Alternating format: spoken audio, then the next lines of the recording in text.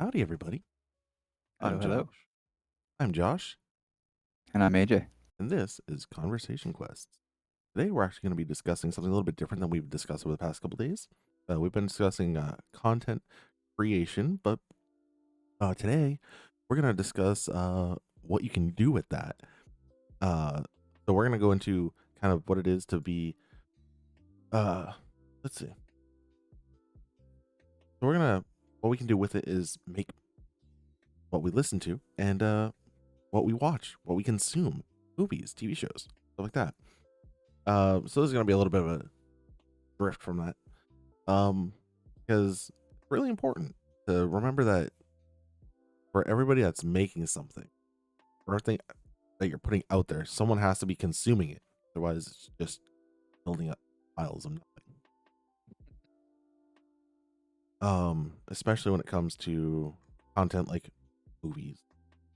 There's so many bad movies out there, and that's actually something that AJ and I bonded over as runs was our love of bad movies. Of all shapes and sizes. So, how about you get started on this one? Well, speaking of bad movies, unfortunately, I haven't watched too many lately, and I've been thinking about it the past few days.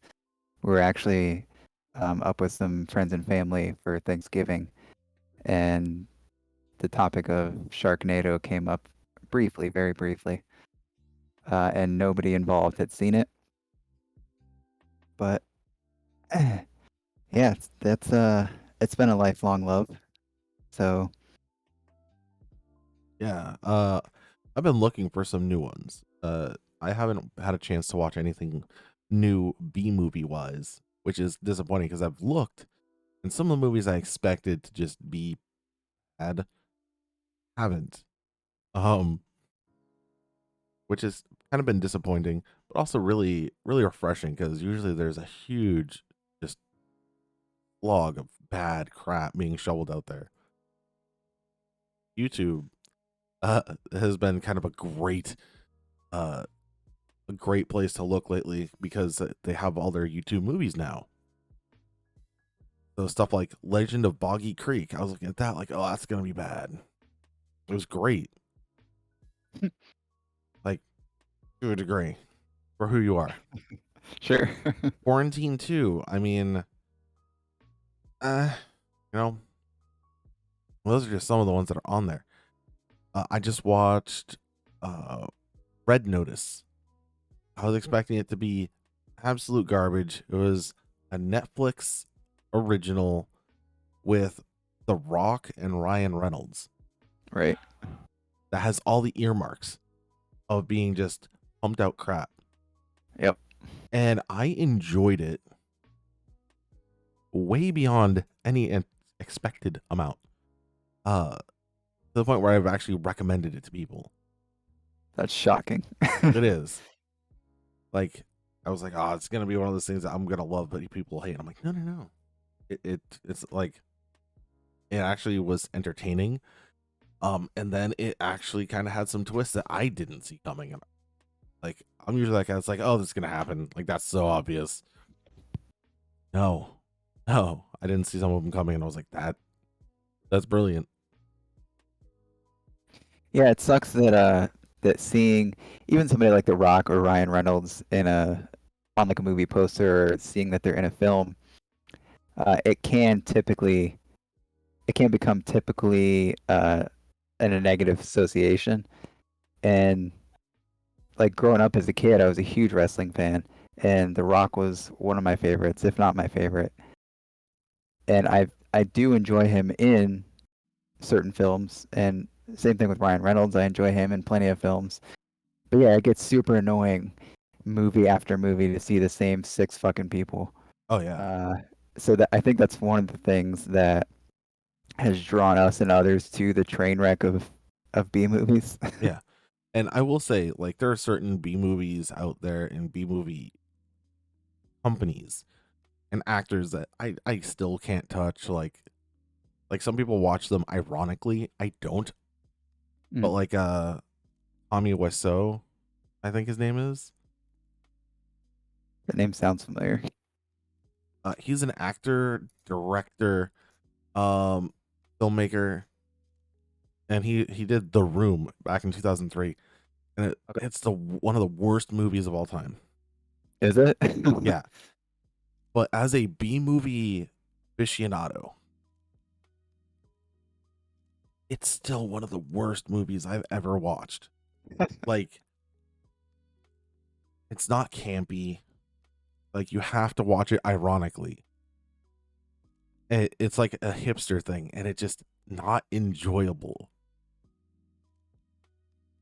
You have to cringe the whole time, and that's not what a movie is. That's not what a supposed to like, bad movie. Yeah. This is just artless, poorly executed. Yeah, I made a list because Tabby, my wife, is not um typically not a fan of oops, not a fan of B movies. Mm-hmm. I'm trying to find what I just did with that tab actually. Here it is. So I made a list of must-see movies for Tabby, and it's not all B movies by any means, but they're various movies that I figure she has not seen, and I consider them must-see just for one reason or another. They could be B movies. They could be C or D or Z movies. Oh But they yeah. could also just be something that she's probably not seen or not familiar with that your typical audience would be a fan of. And we've been going through those over the past, I don't know, 6 months or so. And I think the most recent one that she watched. Okay, yeah, these are the most 1, 2, 3, 4, 5, 6, 7. These are 8 movies we've watched in the past 6 months or so Mm-hmm. that she was not familiar with. Yeah. Um, so she had not seen Dogma. Okay. She had not seen Pulp Fiction. That's a little weird. She had not seen Monty Python and the Holy Grail.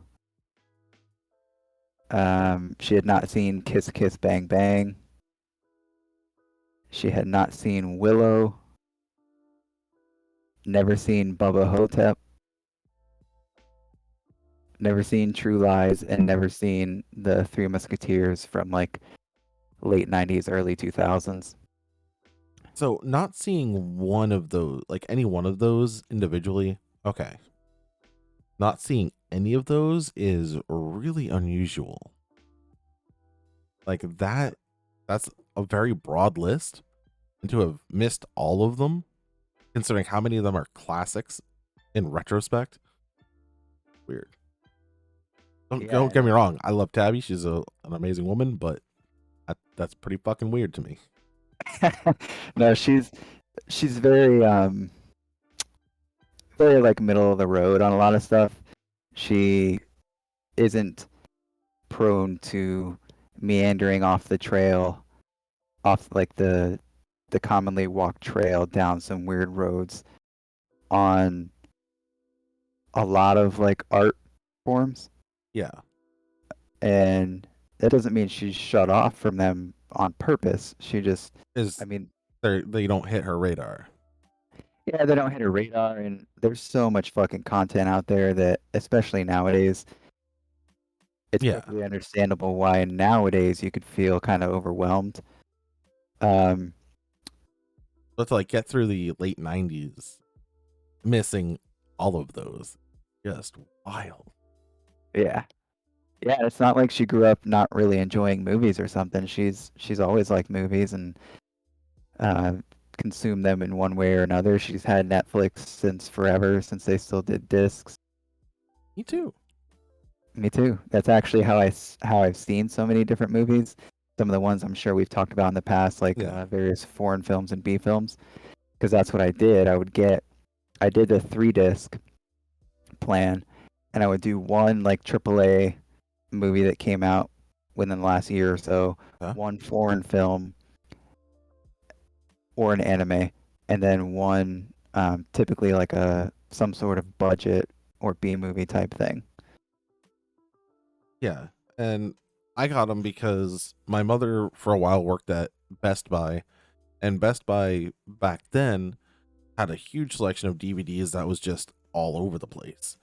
So Hmm. you'd see movies that are like, a decade old, or like imports, and or you'd see some that were like really old. Like I got a 2-pack, like a 2-movie pack that was the original White Zombie and House on Haunted Hill. Yeah, Okay. yeah.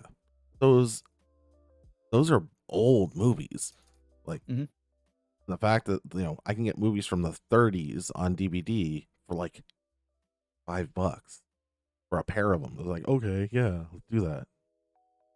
Yeah, I picked up Hellraiser 3 at a fucking gas station. Yeah, and That then was on VHS. I worked at a movie gallery, which for those that don't know was like Blockbuster Video, only they didn't have their shit together. Yeah. Like with Blockbuster, you could return your movies to any Blockbuster. With Movie Gallery, no, you had to return it to the one you rented from, and your membership was only good at the one that you signed up at. So, um, but yeah, from there I'd see all sorts of crazy like B movies as well, and like Santa's Sleigh with Goldberg, wrestler, like you were saying. Yeah. He plays Santa who goes around killing people. It's Hmm. like this is ridiculous. Or the Jack Frost parody, but shared the same name. Where he went around there was a snowman that went around killing people. And I was like, these are just awful. I love every moment. The Jack Frost one I saw with my grandparents. Um, they rented it from wherever, probably Blockbuster, and I must have been like 10 or something, maybe even a little younger. Was it intentional, or did they get like the bait and switch, like they were hoping for the other one? And I don't think so, but my grandfather would rent a shitload of movies back then. He Mhm. would just go to Blockbuster and come home with like 5 things. And he was never one to spend a lot of time on like researching the subject or like necessarily be drawn to any particular thing. They went so frequently, he would just pick up 5 things and come home.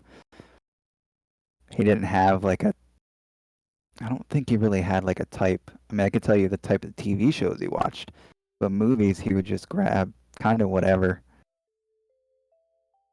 Yeah, and like So I don't know if they had any idea that that was going to be what it was, but I do remember the carrot moving from the nose to other places on the snowman. yeah, and like there's so many that were out there that a lot of people never saw that came out, and you're like, oh, whoa, that was insane. Some of them were animated. Some of them I didn't get to see all of them, so I would have to hunt them down later. Like one of the ones I was lucky enough to see was City of Rot, which is 2006, and it was an animated thing where an old man and his walker were finding off rotting zombies while he had a worm in his brain, Hmm. slowly, obviously turning him into a zombie. But the worm was like whispering to him. I was like, this would never get aired anywhere. How is this made? I Um, haven't, I haven't thought about that in forever, and I don't think I actually got the chance to see it. it was good. It's actually on got a 4.9 out of 10 on IMDb, but Google users 86% of people liked it. Yeah. Um, and another one was Rob Zombie's The Haunted World of El Super Bisto, Yeah, I remember 2009. that. And here's the thing. Um, Tom Papa was El Super Bisto. Tom Kenny played in it.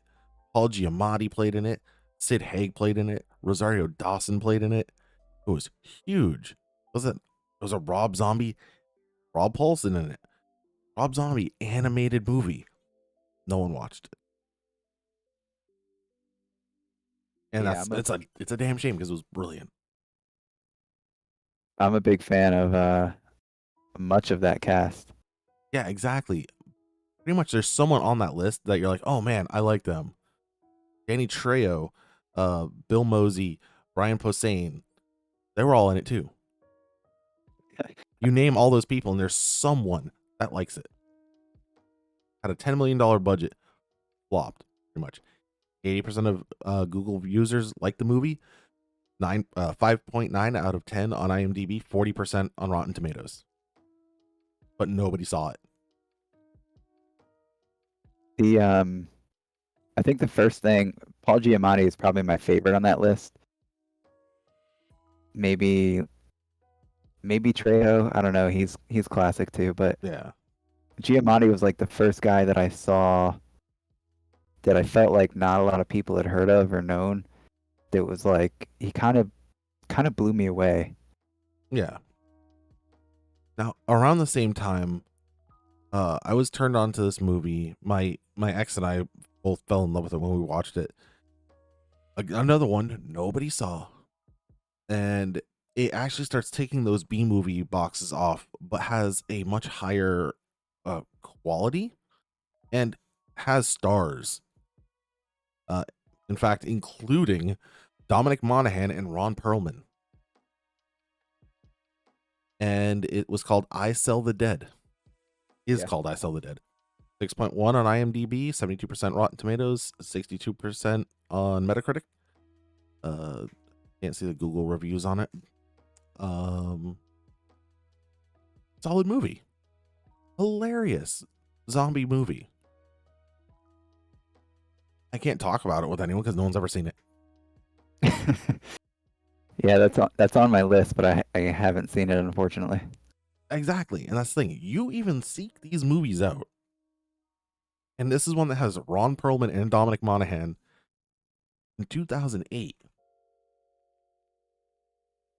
It's like, how this is right around, the Hellboy times, Mm-hmm. which is 2000. Hellboy 2 was 2008. And Ron Perlman, was all about, the Hellboy franchise. Yeah. I think Hellboy 2 wasn't him.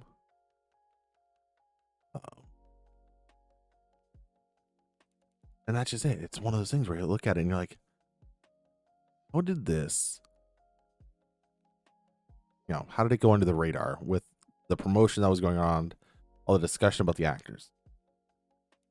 So yeah, I fell in love with the movie, and that's a real double-edged sword of it. You find these amazing content that's being created by, big names, but it's obscure content.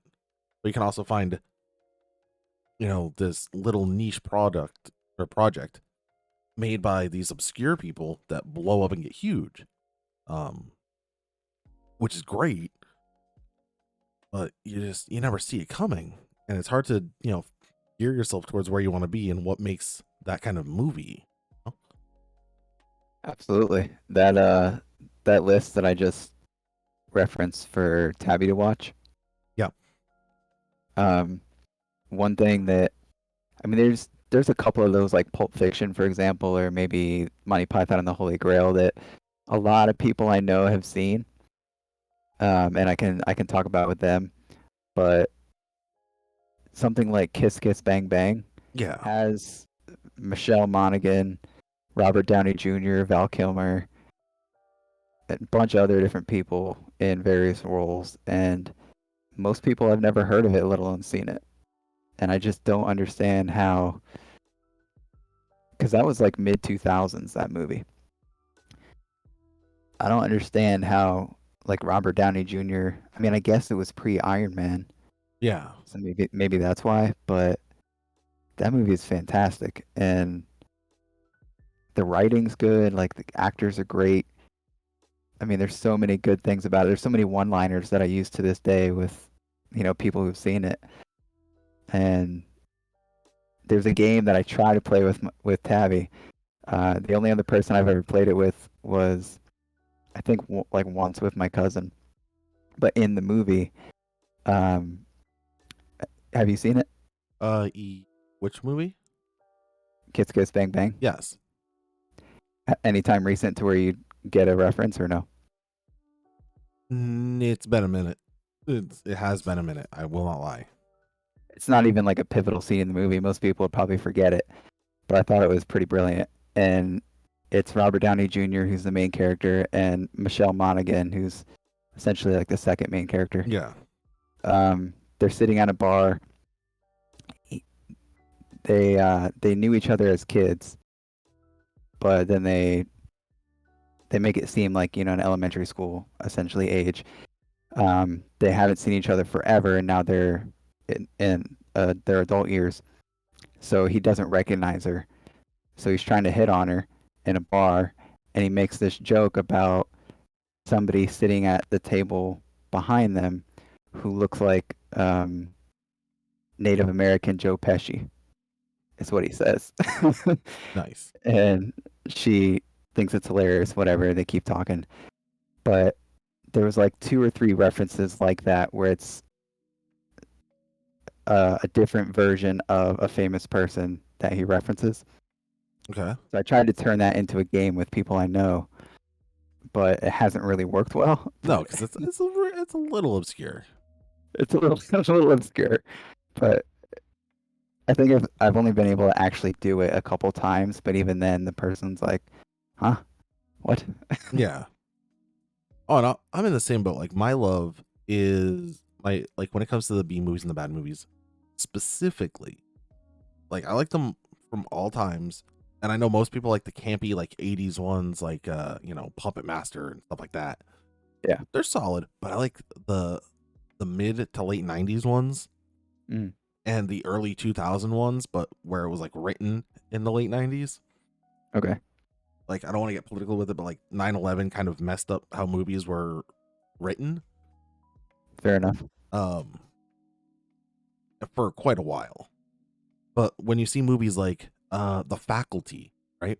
Yeah. 1998, where parasites start making the teachers become murderous, you know, humans, and the parasites are apparently aliens, right? Hmm. Which I'm not gonna be like spoiler alert from a movie from '98. You had your chances, Sorry, not sorry. but like it's Robert Rodriguez with Elijah Wood and Josh Hartnett. Like, okay, how are you? And Usher. Yeah, forgot about that. Usher was in it. Jon Stewart was in it. Robert Patrick.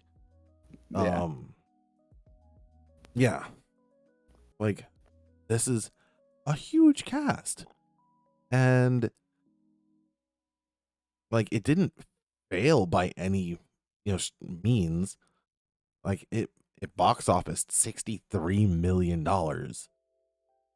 Like most people, you talk about it like I don't. Maybe I saw it. Another Yeah. one, same vein, that student alienation kind of thing. Disturbing Behavior. Not Now, familiar with that one. um, in a small town high school, like the troubled kids wind up going to detention, and they come back wearing a blue band and are completely new people. They're upcoming. They're the bee's knees. And there's blue ribbon society students that have turned their life around. Okay. And I'm not gonna spoil it, but obviously it falls into the horror sci-fi genre. But it's got Katie Holmes, James Marsden, um, who else? Like those are the two big ones. Uh, those are the two like big ones. Some of the other people, like William Sadler, most people wouldn't know. Nick Stahl, you wouldn't know, but he's been in a bunch of stuff. Hmm. 1998. It did not do well at the box office, but it was, IMDb, 5.6, and 81% of Google users liked it. Like, solid. Yeah. But again, even you are like, I have no idea. And it Yeah. wasn't a small movie. Back then, the internet wasn't as prevalent, even though you had things like, um, what time frame did you mention? Like late 90s, early 2000s. Like, Okay. if it was written before, um, written before 9/11. Yeah. So it wasn't as prevalent for the average person, I would say. Yeah. So, maybe they did a Google search for like a school paper or something, but you didn't have, you know, Yeah. 6-month-old and year-old babies growing up with like computers more powerful than NASA in their hands. Exactly. So now it's like both overwhelming and amazing to think about how much content's out there. And I hear about it all the time, like my cousin or uh, my cousin's husband. They'll tell me all kinds of movies that I should see or TV shows I should see or whatever. And eventually I'll get to them, sort of, sometimes, but not always. And even things like Netflix now with their own content Yeah. that they make themselves, the Netflix originals, some of them are really good. Oh yeah, and they can push the buttons because they're not like having to go to box office and comply with certain things. Like Right. And then, yeah, some stuff you may think like, say what you want about some of the big ones like Stranger Things. Maybe you hate it, maybe you don't, maybe you're just kind of wishy-washy. But you may want to see them anyway just for the cultural references, yeah. just for like the rest of your peer group has seen it, and you don't want to be the only one who can't talk about it at Thanksgiving or whatever. Yeah, and like another one that was very popular when it hit was Orange is the New Black. The first season of that, the first episode of that pushed so hard. They were like, "Oh yeah, profanity check, violence check, nudity, fuck it, yeah, do it." And I was like, "What? No, what?" Especially when they had oh, what's her name? They had famous actress Laura Prepon, Okay. who played Donna on that '70s show. Yeah. Naked, episode 1. I was like, first of all, every teenage boy from that time period was like, but at the same time, you're like, that was fast. Like that was 5 minutes in, and everyone was like, "What the fuck?"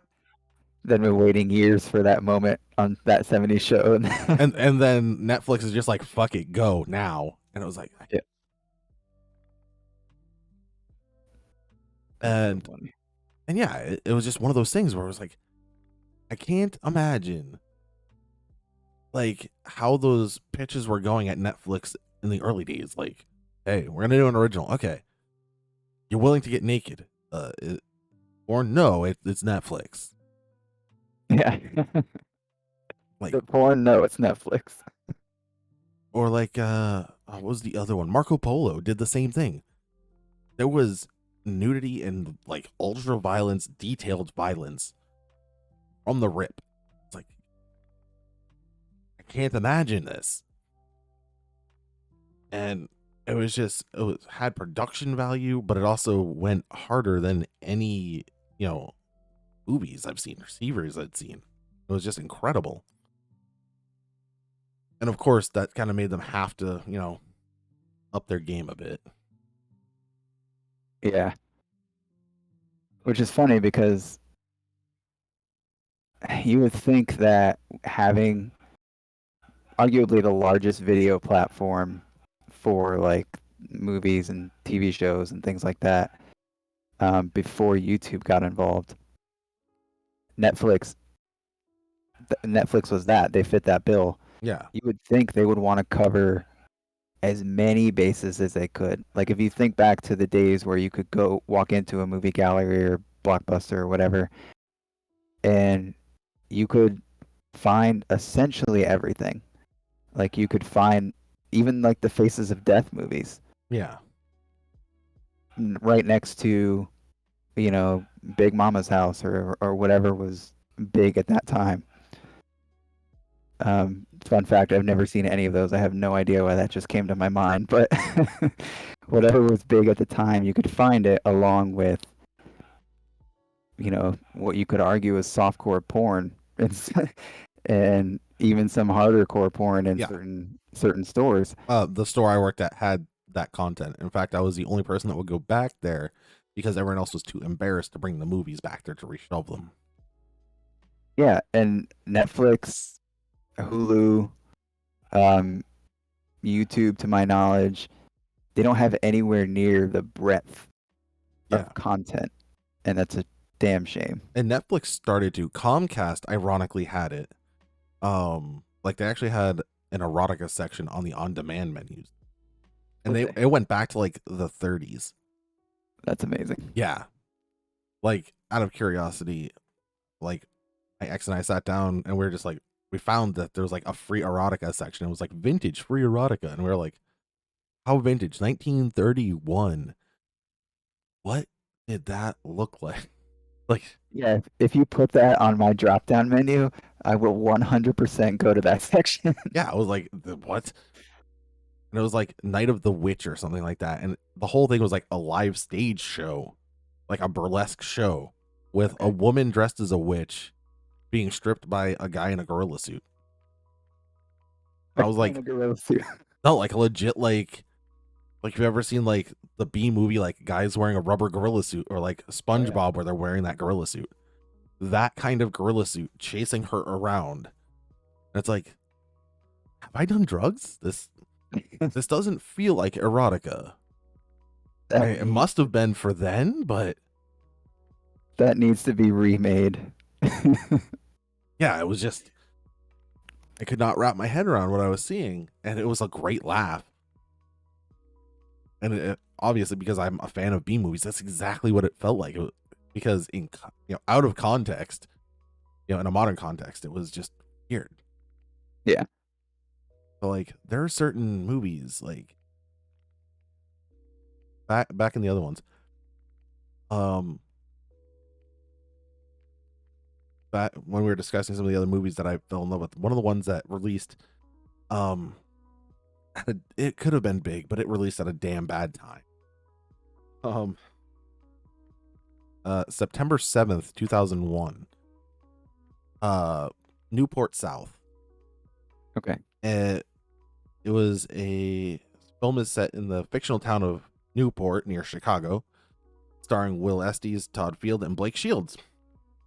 It was written by James Hughes, son of John Hughes, who also produced the movie. And it's about like a school, fighting, authority, the students kind of fighting authority and finding some insane person's manifesto about, anarchy and, defiance. It's, a really good, like, teen movie. But due to when it came out,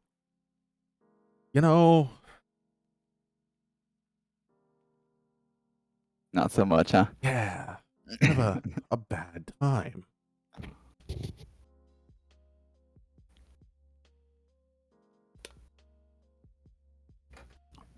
It's funny. I still have that list open for Tabby.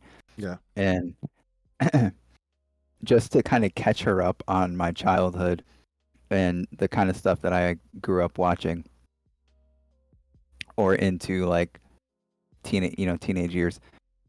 I have Lady Hawk on there. Mm-hmm. Robin Hood, Prince of Thieves with Kevin Costner. The original The Blob. Grandma's Boy, Con Air, Eraser, Jingle All the Way, Kindergarten Cop, The Wedding Singer, Starship Troopers, the early 2000s Dune series. Now, there is one thing I want to get into regarding movies that I think will segue into part of next week's, and we'll also discuss a couple other things next week. But we will be taking a quick intermission here in a couple minutes.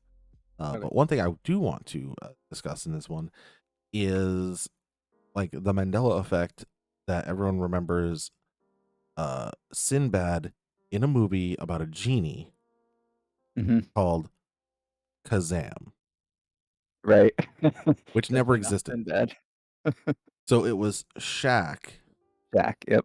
Or no, was it Shazam? Kazam was Shaq as a genie. Yeah, Kazam was Shaq as a genie. So they remember Sinbad as Shazam the genie. Both that Kazam with Shaq, and a movie called First Kid starring Sinbad came out the same year. And if you ask anybody the plot, they will mash up the two plots perfectly because they both went to TV almost the same day. Like they both flopped, they both went to TV the same day. So you were seeing these on like the Sunday afternoons and stuff like that. They were just mediocre movies. But Yeah, I've seen both of those. yeah, so think about those two movies and read the description. You'll be like, ah, yeah, that's definitely what that is. All right, but I'm going to need to do an intermission and we will be back in about 2 minutes. Yeah, Okay. let's give it 5 minutes. Go give it a stretch and we will continue with some and music.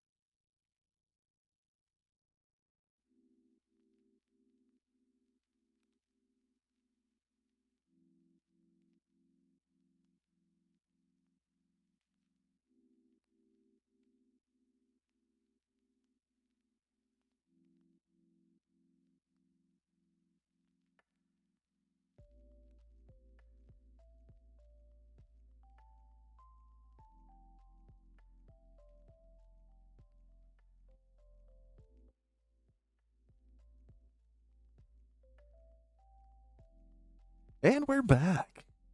Back. So, one of the things that we were discussing was music. And one of the cool things about music is that it can set the tone for pretty much anything.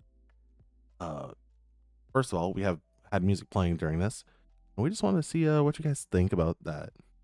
If you watch this and you're like, oh, find that music distracting, let us know. If you're like, man, it needs to be brought up a bit, let us know. We're just trying to feel how you guys want that. Also, like any other media, it also sets the stage for movies. Movies and TV specifically have really influenced my bands that I seek to listen to, the artists that I seek to listen to. A lot of times you'll hear the songs and you won't know who it is, and you'll have to sit through the credits and like pause or look it up online, be like, oh, who is that band? That band. Mm. And nowadays a lot of kids get it from like video games, which is cool. Because back in the day, I never would have been like, oh, we're gonna go listen to the Mega Man soundtrack. Yeah. No, wouldn't have happened. Although them Tony Hawk soundtracks. Yeah. I think when it came to video games, that was the pivotal moment where it was like, oh, we're putting real music into games. So on that end, like music really kind of came in with movies for me. Like I remember the Fast and the Furious had the band Dope had a song on there called Debonair, which nobody had heard. Like it just came out and everyone was like, dude, this is incredible. Who is this? I can't say it blew up, but it definitely got them some much needed attention. Mm-hmm. And like action movies always seem to have those high energy rock and metal songs. Sure. Hate Breed was on Triple X with Vin Diesel. Yeah. But even TV shows had soundtrack. Like certain TV shows had soundtracks that just made so much of that show. One I can think of specifically was Buffy the Vampire Slayer. Mm-hmm. When you go back and watch Buffy, there was constantly, these underground bands just about to break through, and it was an incredible thing to watch. What was that? Go ahead. What were you gonna say? I was trying to remember the name of the song in the opening scene of the first Blade. The techno song in the club before they show Blade. Do you remember the beginning of that movie or no? I remember it. It's like one of the most popular techno songs if you ask people nowadays, like from that time. But techno's not my jam, so I don't know. I think it is.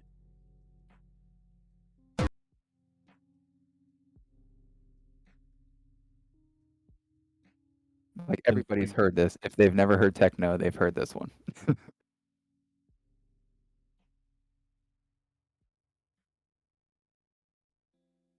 I don't remember. It is Confusion, the Pump Panel Is that it? Reconstruction mix. Yeah.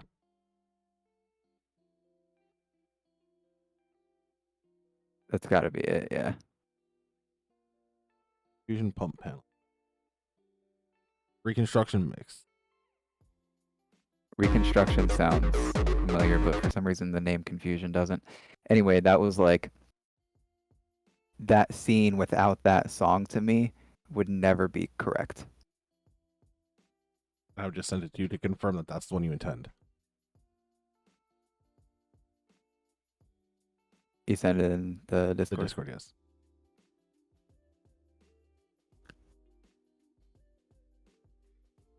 Let's see. Oh, I have my. Yep, that's it. Yeah. And like, so a lot of the bands from like Buffy the Vampire Slayer, so some of them were just fake. Like there were session bands Hmm. but some of them were legit artists, like Michelle Branch, Hmm.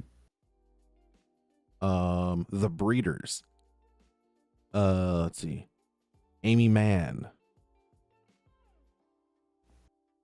Aberdeen, Biff Naked. Um, uh, Others that I remember that was just like, whoa, holy crap! Like I can't believe they were on that. Uh,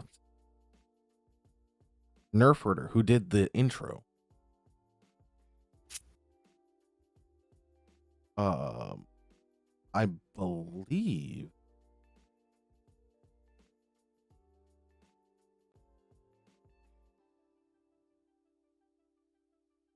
hands at the bronze because that's who,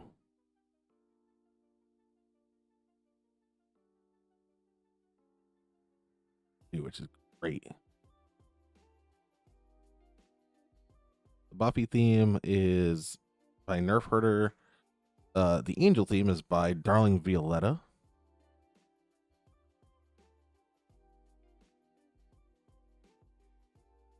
The bronze,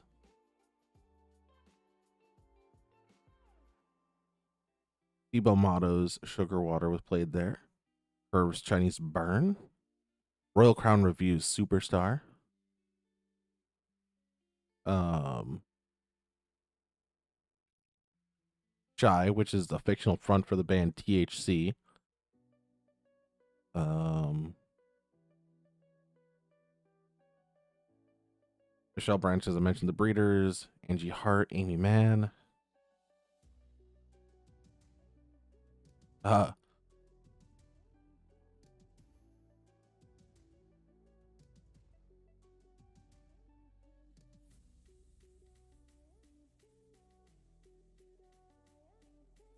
Velvet Chain was on there. Sarah McLaughlin was used on a couple episodes, but there was a lot that just got played and people just skipped right over it.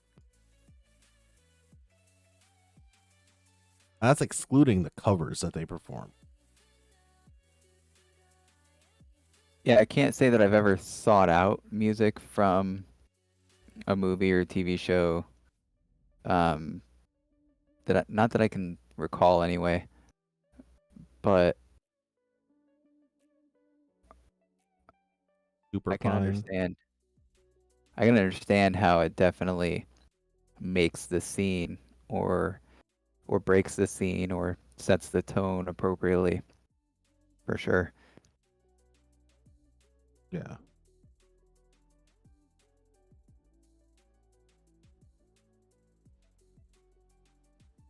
I don't really know how appropriate a lot of the music I listen to would be for most movie scenes. Well, I mean, there's always something. Um, for example, Monsters University, a Pixar. Yeah, classic. But all you have to do is look up on like Monsters University, and you'll see that there's a song that is very different on the soundtrack. Like it's I don't even think they included it.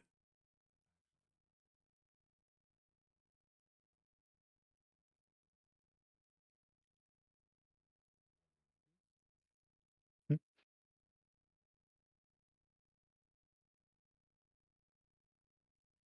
All right, so where is it? And a lot of it was done by Randy Newman, but the one that I'm thinking of, Monsters University, you have to do is Metal Song, and it is Island, Mastodon. Mastodon. Yeah. Um, Scene where the mother drops off the students in her minivan. She goes, "Just be here, listening to my music, or Yeah. listening to my tunes," and it's Island by Mastodon. Which that's one of those songs that when it comes up, you're like, wait. Who the hell is that? Yeah, it doesn't look like they included it on the official They did soundtrack. not. It was there.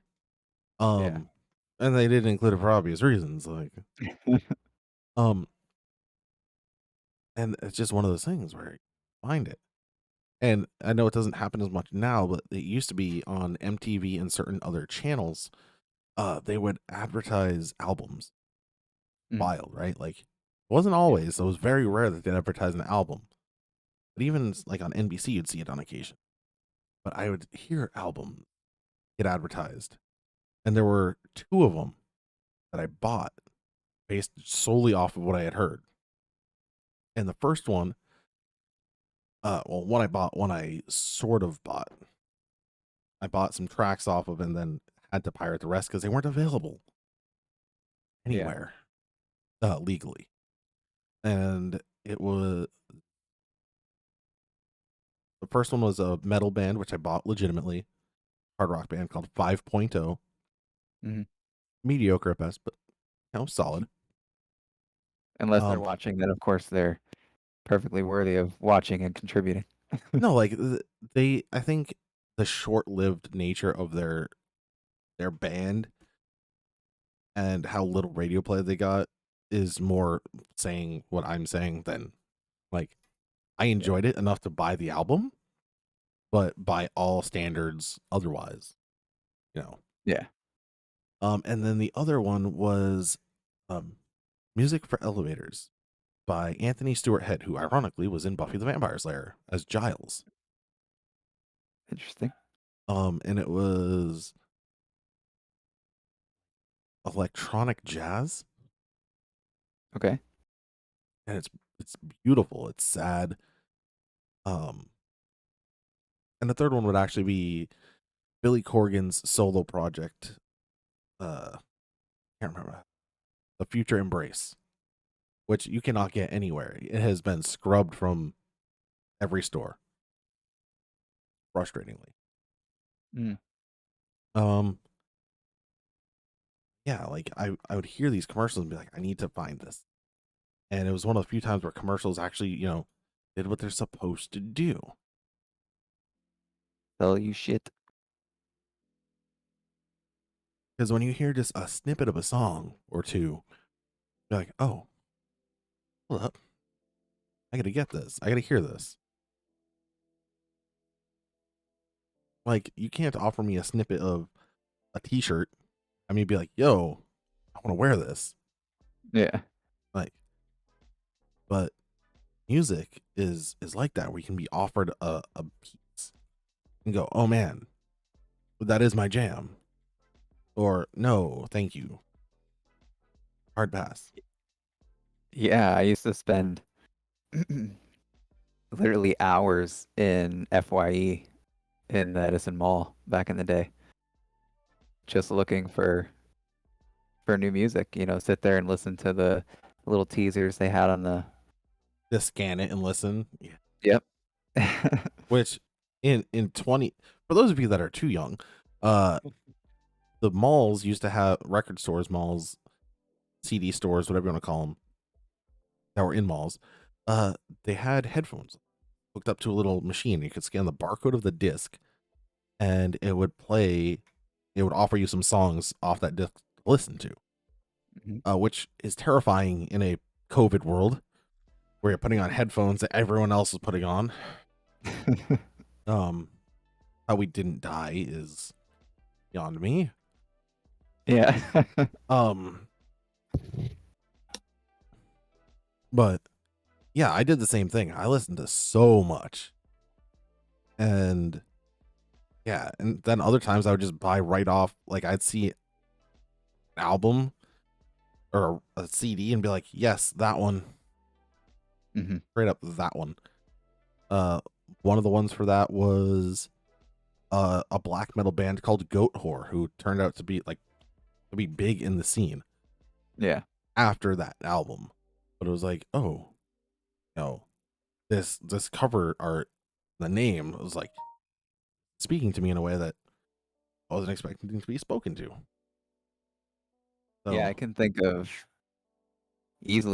of several bands that I bought my first album of that particular band by just listening to a couple of the sample tracks available on those little kiosks.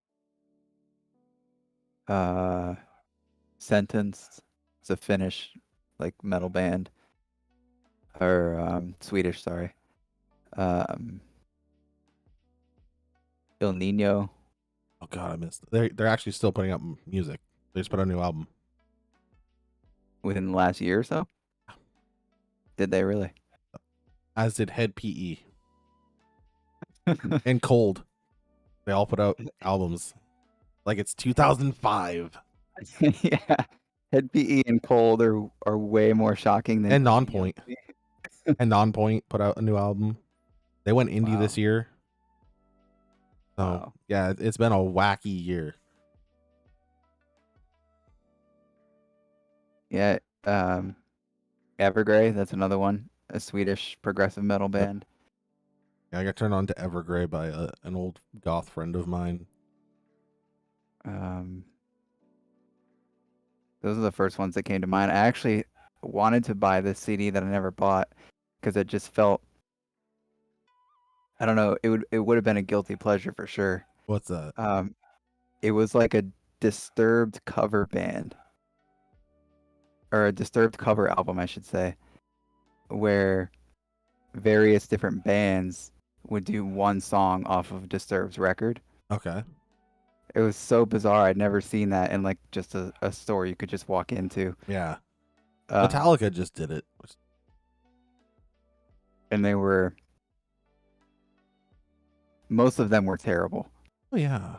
There was one in particular that was, I can't imagine anybody recording that and like at the moment somebody clicked stop, they were like, fuck yeah, that was the one, take that one. Oh yeah.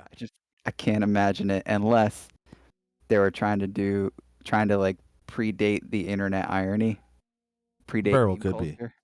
Because like Richard Cheese was back then, and he did Lounge Against the Sickness. Yeah, which is fantastic, but I feel like anybody who Lounge heard with the that, Sickness, I think. I feel like anybody who heard that or anything else by Dick Cheese would know that that is purposefully done Satirically, yeah. satirical art with a guy who actually can carry a tune, and like the music that was played was everything was perfect. That was like Oh yeah. the epitome of whatever you wanted to label that. Yeah, But it was Lounge. This was not that. No, and I know from firsthand experience dealing with certain artists that a lot of the time when you hear that roughness, they either don't have a producer or one of their band members is the producer, or they have a very finite amount of studio time. And it's like, all right, we got it. We have to submit it. And they did not get enough good submissions for the album. So they're like, all right, well, let's just, put these guys on. Maybe. I mean, you would know better than I, but God, Yeah, that's the bottom of the bottom of the deepest barrel. because some studios are like, it's $1,000 a day. Like Right. you got one shot at this, kids. Let's go. So I mean, I can understand why it would be recorded badly, but how it got onto the album is wholly different. And I always sought like the underground music. So I've heard the rough stuff. In the area where you used to live down here, we have IFB Records, which is the actual record label and distributor for the store that used to be Rising Tide Records. Okay. Which is all indie. Like it was a DIY thing. The owner of it was in a screamo post-hardcore band called Giuna. And then something of the Unicorn. I can't remember what it was. But yeah, it was rough and it was great. It was raw. A lot of the the recordings were done in like garages, Mm. and then they managed to get someone to press them to vinyl. Uh, and those vinyl pressing, opportunities are still there. There's a in town now. There's a couple that they bring punk bands in to record demos, 3-song demos, free, and That's they pretty give them cool. a few, they give them a few copies and some online stuff to promote. But the husband's band, they have, and I don't know how they did it. They got a bunch of 7-inch baby blue vinyl. Nice. I was like, that's fucking incredible. Like if I was a vinyl collector, yeah, absolutely. It's like, where are you gonna find a small little indie punk band having vinyl? Tell me. Yeah, and a limited run vinyl like that, a small, like, Yeah. vibrant color. Yeah. And that's the thing, is like, as a collector, that's great.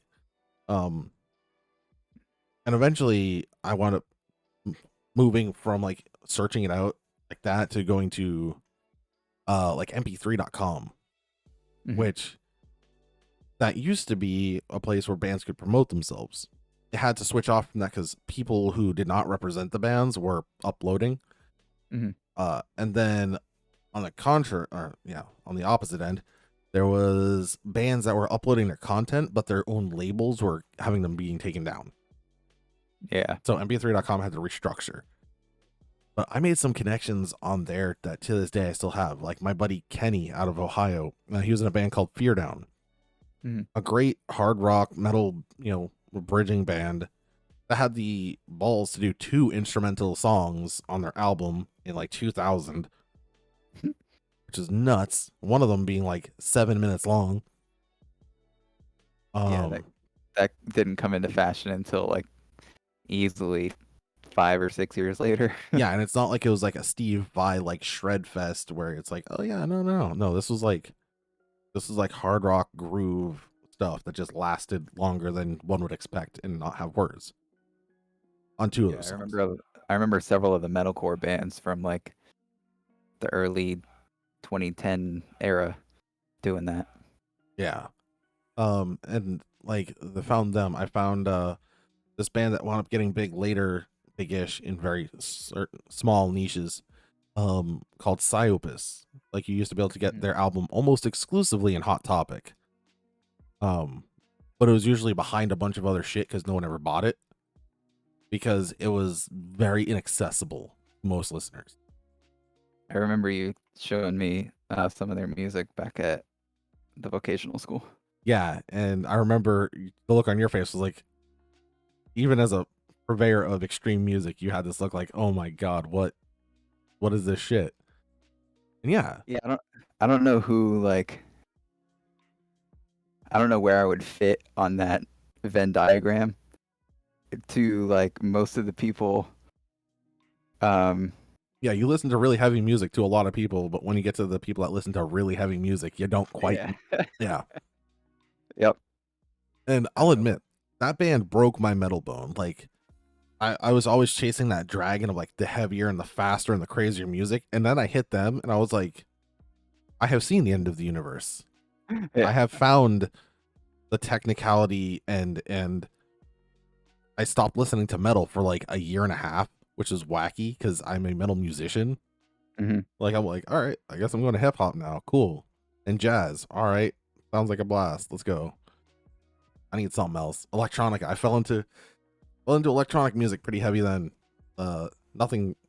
Nothing fun for that either. Like that was like gabber and splittercore and stuff like that.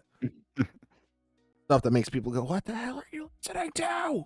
Um, yeah, it was a fun time, and then it was suddenly huge gap in my life because it was like, I can't do this anymore.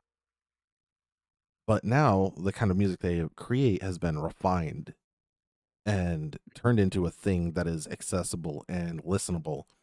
Um, the bassist for the band 6 Feet Under, he actually he produces music like that himself, but a lot more polished. His name is Jeff Huell. And to give you an idea, he has a signature 8-string bass. Um, That's pretty dope. and then there's like the prog tech stuff where it's like Felix Martin and stuff like that, where it's gotten crazy and coming around, and genres are blending. I'm loving it. For sure. To a degree, Poppy winning best metal performance was not okay in my book, but What was that on? the Grammys. Oh, that's why I haven't followed the Grammys in ages. And who won it, you said? Let's see. I was nominated.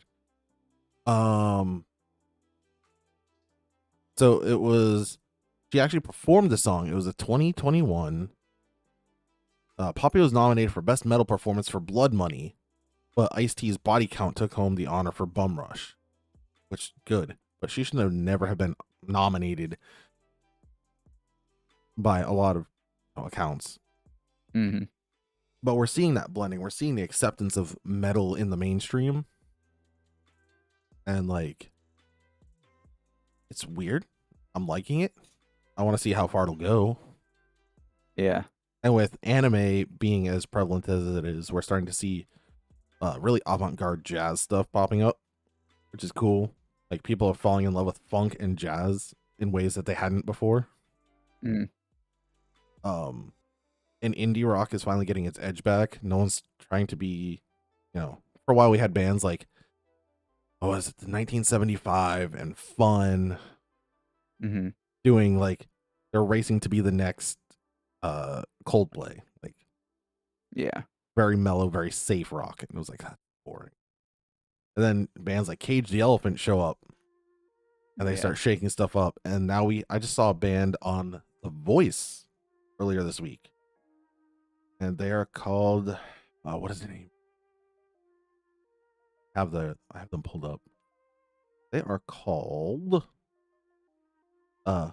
Monoskin. M-A with an accent over it. E-M-A accent. N-E-S-K-I-N. So Monoskin. They're an Italian rock band. They're hard rock, pop rock, and glam. And like they're not as glam metal as say Steel Panther, but they pull a lot of glam rock elements. And it felt very much like Cage the Elephant meets Space Hog, which is a 90s, early 2000s glam rock band. And it was just, I loved it. They did 2 songs, and there was funk elements, and there was punk elements. Great. So. I just pulled up the 2021 Grammys list. Let's see, it was... Yeah, it was bad. I'm trying to see, okay, these are the winners. And this says 2021 Rock and Metal Grammy winners. I've never actively followed the Grammys.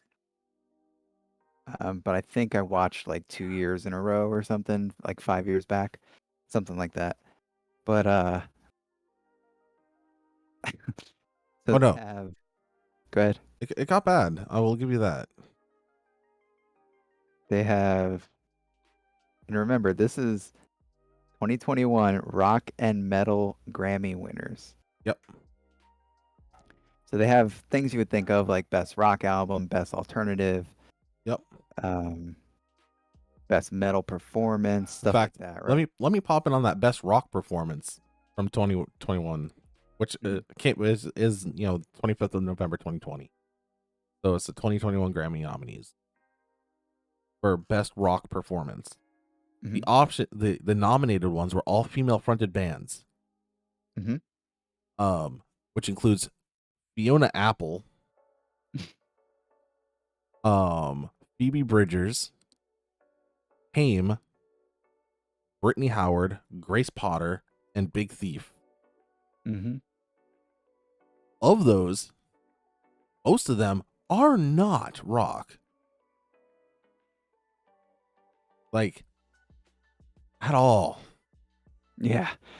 That's kind of the point I was going to make is, I mean, you hear this all the time from basically anybody a little bit outside of who they think the demographics are going to be for these type of shows.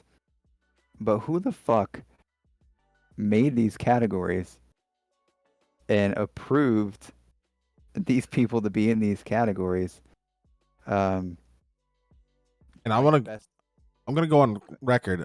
I have no issue that they're all female. My issue is that there are so many better female rock performers out there.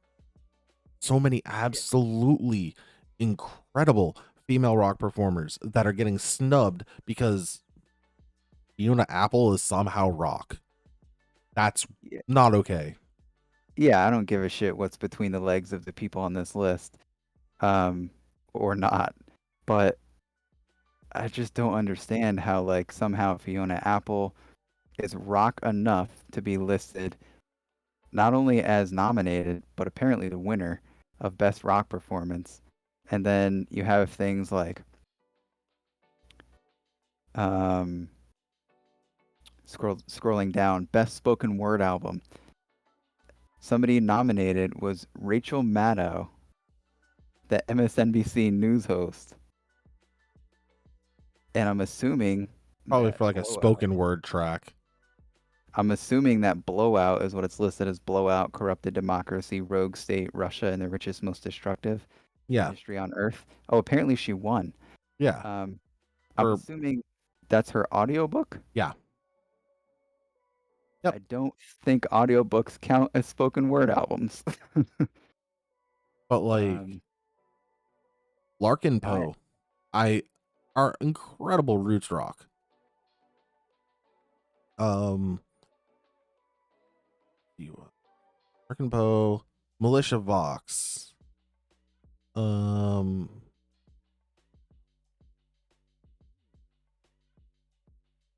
uh Divi Rocks. She's a bass player and singer. She does funk rock. And she's incredible. And absolutely deserves way more attention than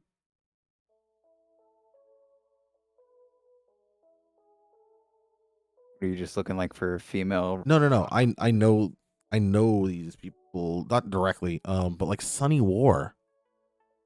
Um Sunny War does she's a blues rock person. Incredible. Absolutely incredible. No shakeup for her.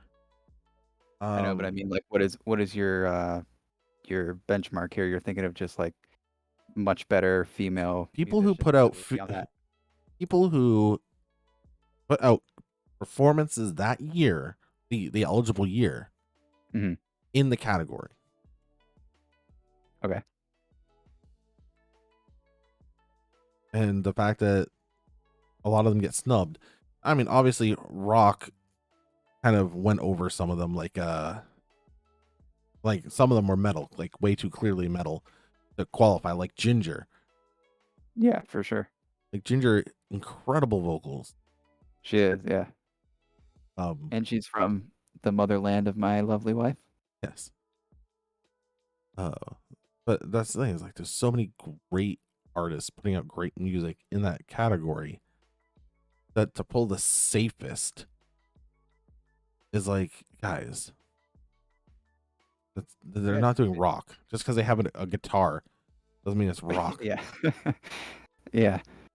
And I try not to be like elitist or purist or anything like that, but for fuck's sake, if there's a if you have a category in your award show for best metal, and you there's probably a lot of people on this committee who are trying to be like as PC and woke as possible, and like they're only gonna pick a woman because that's what they think people want. Okay, fine, but Poppy was not the path to go for best metal performance. And don't yeah, get me like wrong, I watched her performance that they showed Mhm. because they actually let her perform at the perform that production at the Grammys, and it Okay. was solid, but Hmm. it was definitely a pop song with metal guitars behind it. Yeah, Like it felt like they sampled metal guitars for the track and then had a musician actually play it for the live show. I haven't watched it, so I'll just have to take your word for it. But what's more, to colloquially use the word offensive to me, is that even on the nominated list that I'm looking at in front of me, like there's okay, fair enough. In This Moment is under best metal. Okay, fine. But like you mentioned, no Ginger, no like Christina Scabia, Yeah. no like there's so many other people that could be included in either rock or metal I if just that's what you're included the Poppy video. okay. I'm gonna jump forward to a section so that the audience can hear it.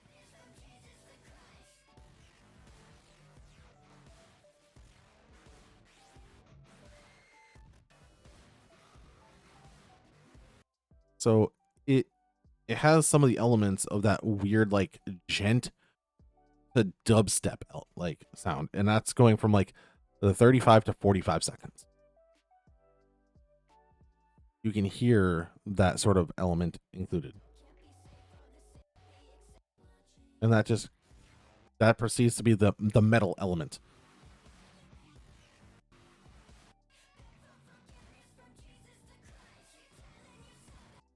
And it's if it's metal, like if it's guitar, it doesn't sound it really. It just sounds like a dubstep sample. The live performance sounded a lot better than the album. Like, all right, is it bad? No, but I think there are a lot more eligible artists in that category. Yeah. Yeah, I just listened to like 6 seconds of it or whatever, just to get kind of an idea. Um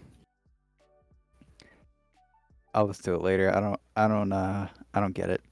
I don't get how they could, to use your word, snub so many other artists, but I guess that's the same complaint a lot of people make about these type of shows.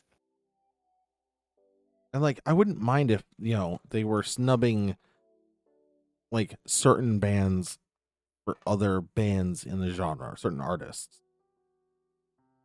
Yeah, or if it felt like a snub because the person that you wanted to win was nominated but didn't win or something. Yeah. But But like The Weeknd made a very valid point that, he wasn't nominated, but he had one of the biggest, songs in the genres that he played. And I was like, yeah, that's a fair criticism. mhm.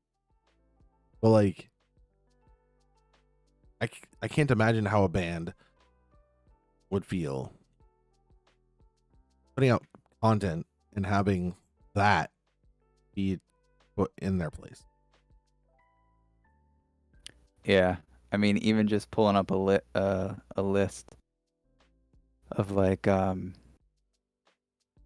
so from Guitar Lobby, 18 best metal female singers from 2021. People like Jeanette Gardner, Angela Gasso from Arch Enemy, Elisa White Gluz or Glutz, I'm not sure how you say her name, who took over in Arch Enemy. Floor Jansen. Alexis Brown from Straight Line Stitch, who has an amazing pop vocal sound when she wants, but can also hang with the dude from Hatebreed. Like, Yeah. she can do it all. And the fact that like bands like that, and of course they couldn't get nominated just due to the fact that they're on a hiatus, which is fine. Mm. Like obviously I'm not upset about them not being nominated because it shouldn't be. Mm. But just as an example, they're one of those bands that could and should, if they put out more content, be considered in one of those genres because they consistently make solid music. But so I think we should cut from here. And I think next week we're gonna go into what we're discussing.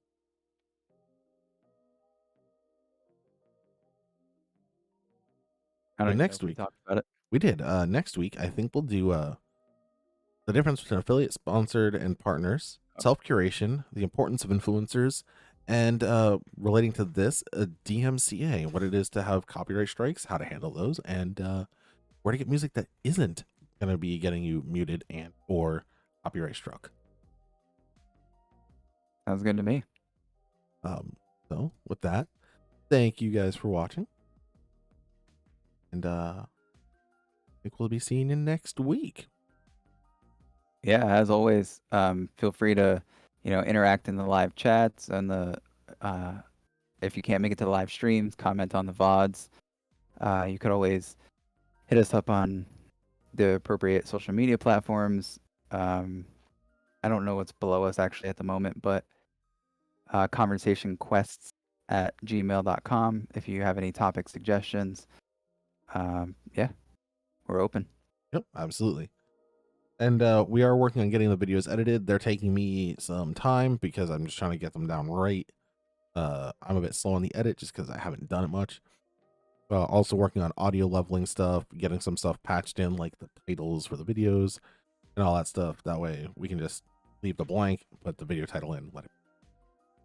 Yeah, any feedback, positive or negative, throw it our way.